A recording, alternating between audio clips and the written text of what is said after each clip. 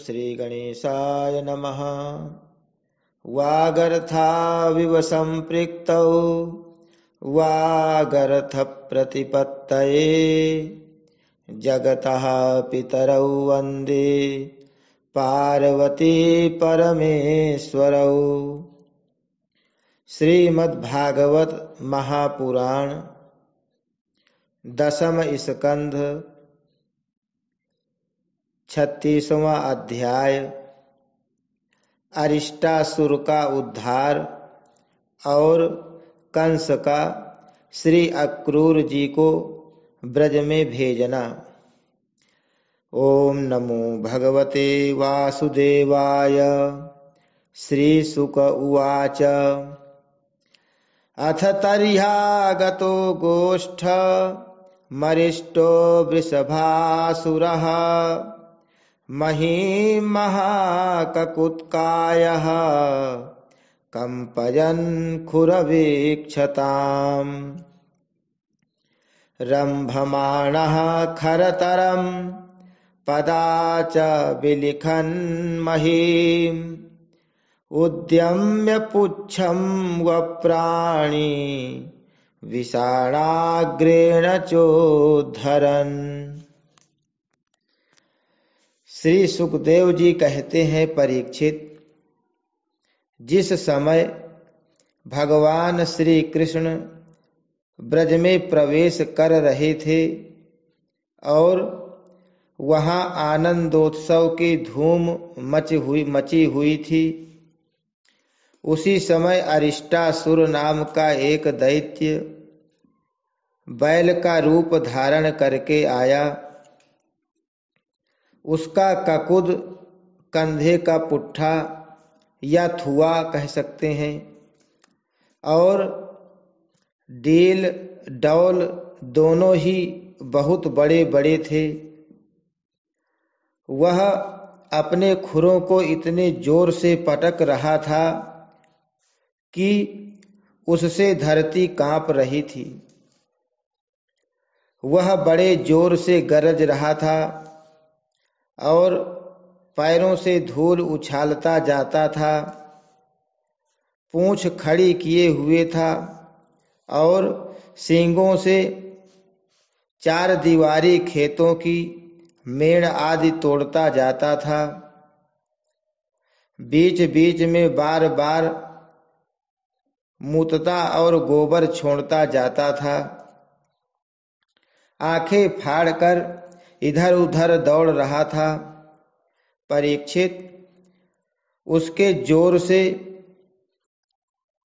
हकड़ने से, निष्ठुर गर्जना से भयवश स्त्रियों और गौओं के 3-4 महीने के गर्भ स्रवित हो जाते थे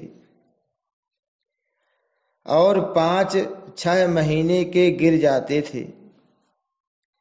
और तो क्या कहूं, उसके ककुद को पर्वत समझकर बादल उस पर आकर ठहर जाते थे। परीक्षित, उस तीखे सींग वाले बैल को देखकर गोपियां और गोप सभी भयभीत हो गए। पशु तो इतने डर गए कि अपने रहने का स्थान छोड़कर भाग ही गए। उस समय सभी ब्रजवासी श्री कृष्ण हमें इस भय से बचाओ, इस प्रकार पुकारते हुए भगवान श्री कृष्ण की शरण में आए। भगवान ने देखा कि हमारा गोकुल अत्यंत भयातुर हो रहा है। तब उन्होंने डरने की कोई बात नहीं है, यह कहकर सबको ढाढ़स बंधाया और फिर वृषासुर को ललकारा। अरे मूर्ख, महादुष्ट, तो इन गौओं और ग्वालों को क्यों डरा रहा है? इससे क्या होगा? देख, तुझ जैसे दुरात्मा दुष्टों के बल का घमंड चूर चूर कर देने वाला यह मैं हूं। इस प्रकार ललकार कर भगवान ने ताल ठोंकी और उसे क्रोधित करने के लिए वे अपने एक सखा के गले में बांह डालकर खड़े हो गए।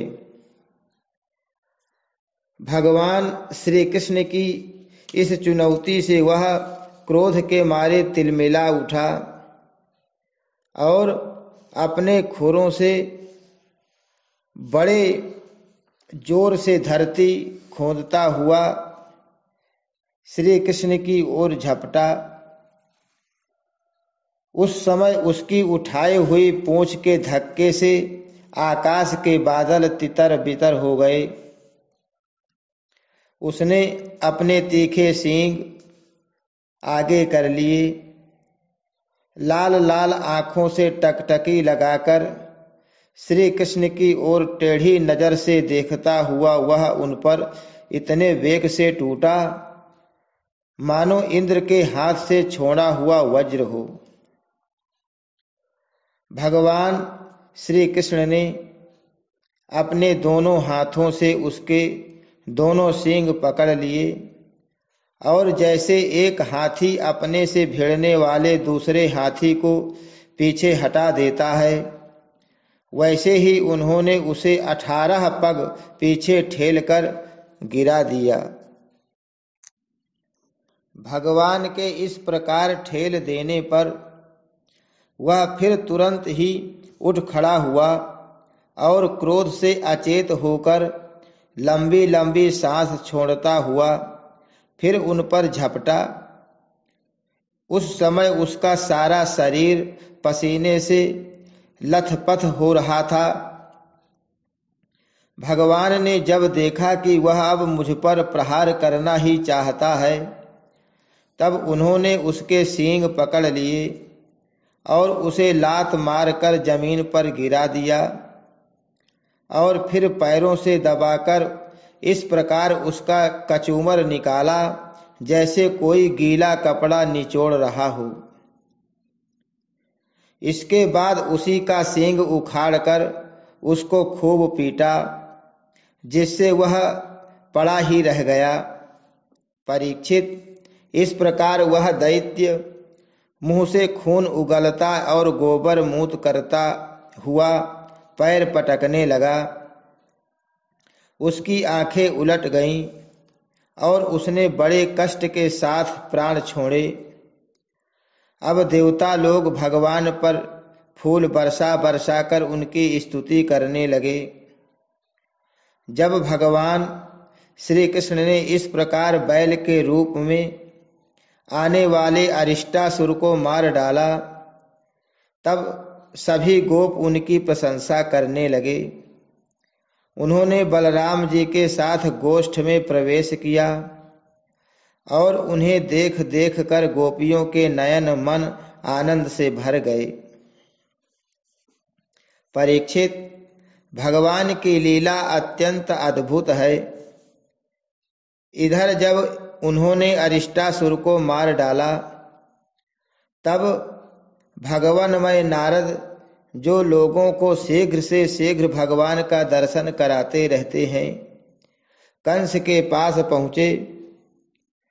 उन्होंने उससे कहा, कंस, जो कन्या तुम्हारे हाथ से छूटकर आकाश में चली गई, वह तो यशोदा की पुत्री थी और ब्रज में जो श्री कृष्ण है वे देवकी के पुत्र हैं। वहां जो बलराम जी हैं वे रोहिणी के पुत्र हैं। वसुदेव ने तुमसे डरकर अपने मित्र नंद के पास उन दोनों को रख दिया है। उन्होंने ही तुम्हारे अनुचर दैत्यों का वध किया है। यह बात सुनते ही कंस की एक एक इंद्रिय क्रोध के मारे कांप उठी।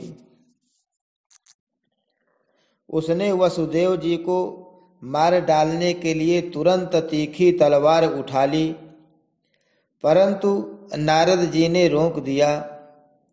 जब कंस को यह मालूम हो गया कि वसुदेव के लड़के ही हमारी मृत्यु के कारण हैं, तब उसने देवकी और वसुदेव दोनों ही पति पत्नी को हथकड़ी और बेड़ी से जकड़कर फिर जेल में डाल दिया। जब देवर्षि नारद चले गए तब कंस ने केसी को बुलाया और कहा, तुम ब्रज में जाकर बलराम और कृष्ण को मार डालो। वह चला गया। इसके बाद कंस ने मुष्टिक, चाणूर, सल, तोसल आदि पहलवानों, मंत्रियों और महावतों को बुलाकर कहा, वीरवर, चाणूर और मुष्टिक, तुम लोग ध्यान पूर्वक मेरी बात सुनो। वसुदेव के 2 पुत्र बलराम और कृष्ण नंद के ब्रज में रहते हैं।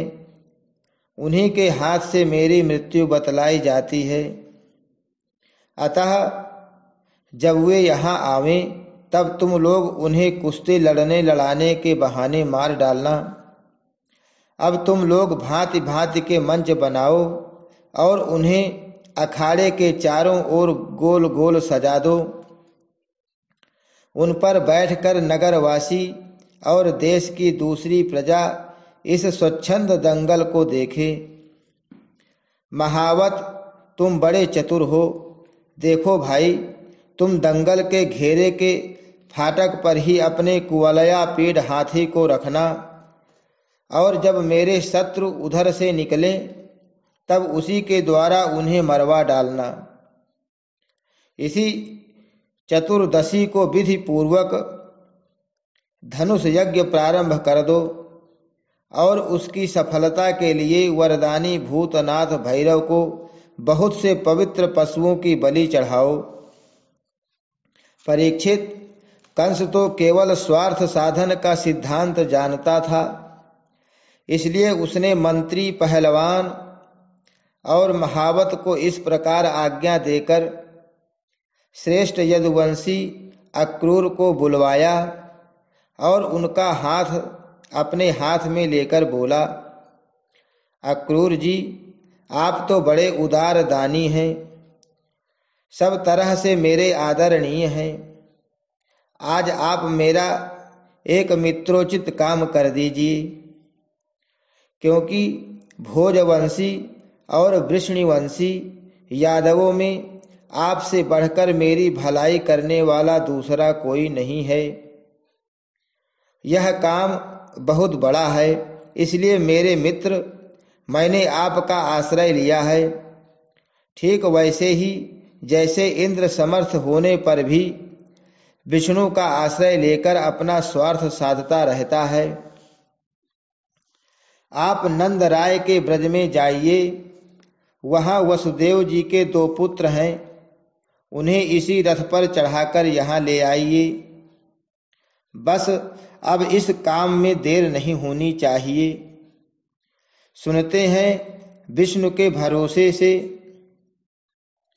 जीने वाले देवताओं ने उन दोनों को मेरी मृत्यु का कारण निश्चित किया है, इसलिए आप उन दोनों को तो ले ही आइए, साथ ही नंद आदि गोपों को भी बड़ी बड़ी भेंटों के साथ ले आइए। यहाँ आने पर मैं उन्हें अपने काल के समान कुवलया पीढ़ हाथी से मरवा डालूंगा। यदि वे कदाचित उस हाथी से बच गए तो मैं अपने वज्र के समान मजबूत और फुर्तीले पहलवान मुष्टिक, चाणूर आदि से उन्हें मरवा डालूंगा। उनके मारे जाने पर वसुदेव आदि वृष्णि, भोज और दशार्ह वंशी उनके भाई बंधु शोकाकुल हो जाएंगे। फिर उन्हें मैं अपने हाथों मार डालूंगा। मेरा पिता उग्रसेन यूं तो बूढ़ा हो गया है, परंतु अभी उसको राज्य का लोभ बना हुआ है। यह सब कर चुकने के बाद मैं उसको, उसके भाई देवक को और दूसरे भी जो मुझसे द्वेष करने वाले हैं, उन सबको तलवार के घाट उतार दूंगा। मेरे मित्र अक्रूर जी, फिर तो मैं होऊंगा और आप होंगे, तथा होगा इस पृथ्वी का अकंटक राज्य। जरासंध हमारे बड़े बूढ़े ससुर हैं और वानर राज द्विविद मेरे प्यारे सखा हैं।